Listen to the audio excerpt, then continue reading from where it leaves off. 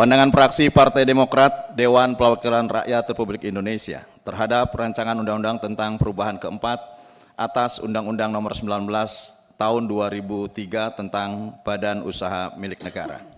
Disampaikan oleh Herman Hairon, nomor anggota A553.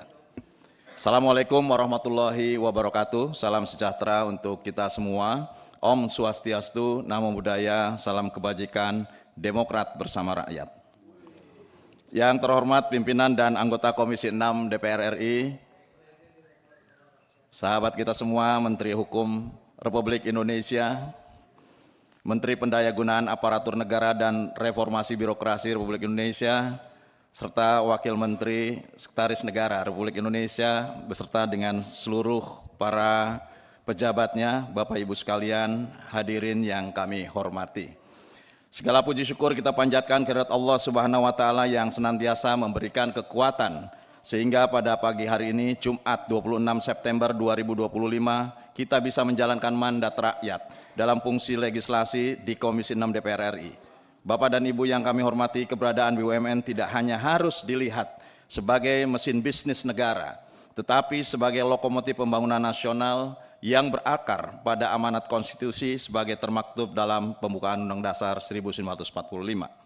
Di tengah dinamika global yang penuh ketidakpastian dan tantangan domestik yang kian kompleks, BUMN dituntut melakukan transformasi agar perannya tidak stagnan sebagai entitas korporasi semata. Transformasi ini diperlukan untuk memperkuat daya saing bangsa, mendorong pertumbuhan ekonomi yang lebih inklusif, serta memperluas kontribusi BUMN dalam meningkatkan kesejahteraan rakyat.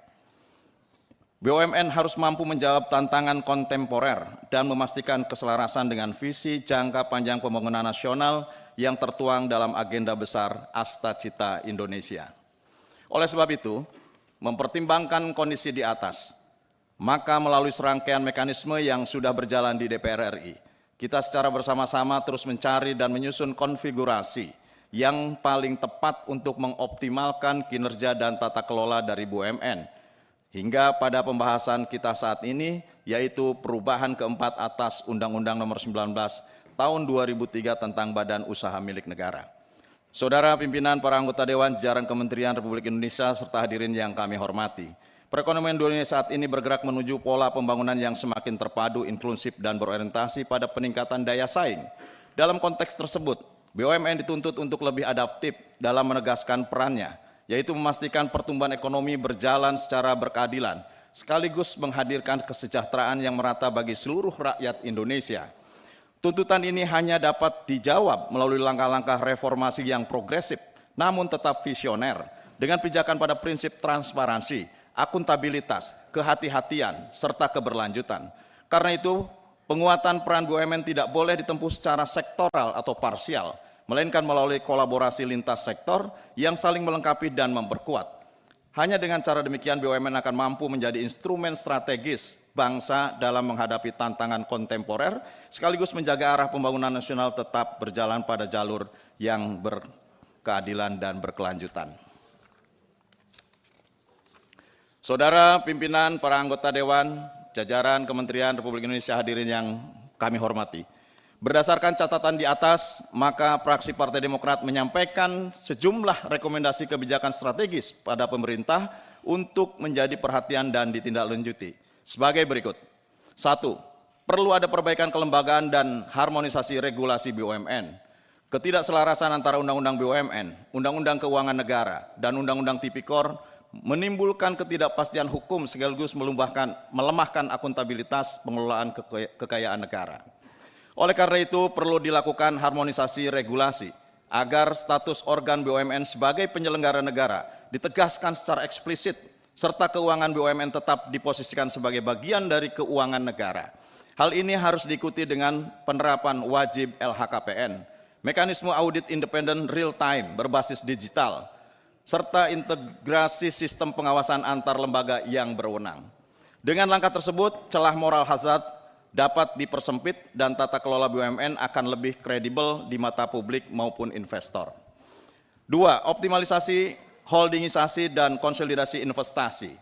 Holdingisasi BUMN harus diarahkan bukan sekedar pada efisiensi administratif, tetapi pada penguatan daya saing dan penciptaan nilai tambah nasional, saat ini masih terdapat tumpang tindih regulasi dan kurangnya konsolidasi yang berpotensi mengurangi efektivitas Danantara sebagai instrumen investasi negara.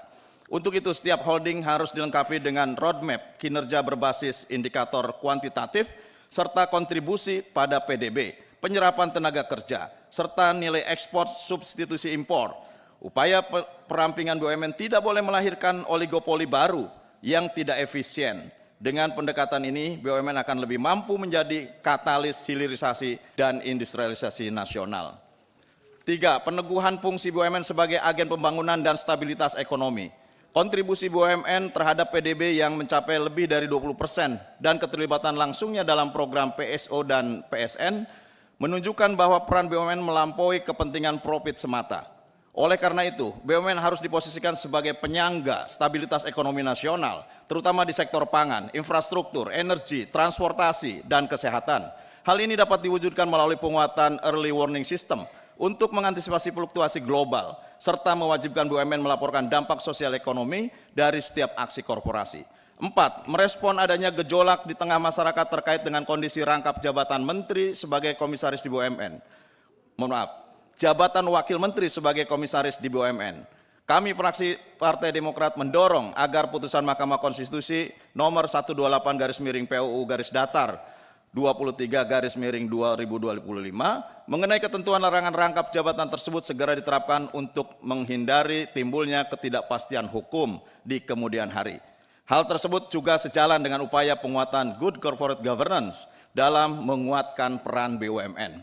5. Penegakan prinsip business judgment rule dan proses check and balances harus dijalankan dalam setiap bentuk aksi korporasi BUMN.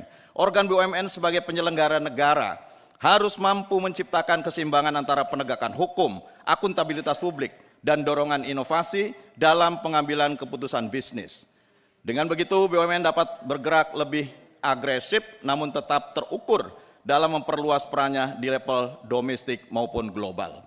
Seiring perjalanannya, peran BUMN dalam pembangunan ekonomi nasional semakin menempati posisi penting dan strategis. Namun, nilai strategis tersebut hanya dapat terjaga apabila ditopang prinsip keterbukaan dan transparansi. Seperti pernah ditegaskan oleh Presiden ke-6 Republik Indonesia, Susilo Bambang Yudhoyono, bahwa pemerintahan yang terbuka dan transparan merupakan kunci utama bagi tegaknya demokrasi yang kuat. Oleh sebab itu, dengan mempertimbangkan seluruh catatan di atas, maka fraksi Partai Demokrat menyetujui perubahan keempat atas Undang-Undang Nomor 19 Tahun 2003 tentang BUMN untuk dibawa ke tingkat selanjutnya. Demikian pandangan fraksi Partai Demokrat ini disampaikan. Semoga DPR RI dapat terus melahirkan produk legislasi yang berkualitas dan sesuai dengan harapan rakyat. Karena Demokrat berjuang untuk rakyat, lanjutkan pembangunan, tingkatkan kesejahteraan. Wabillahi taufiq wal hidayah. Assalamualaikum warahmatullahi wabarakatuh.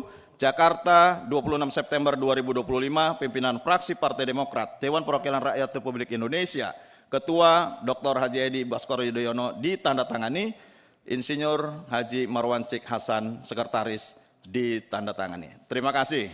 Assalamualaikum warahmatullahi wabarakatuh.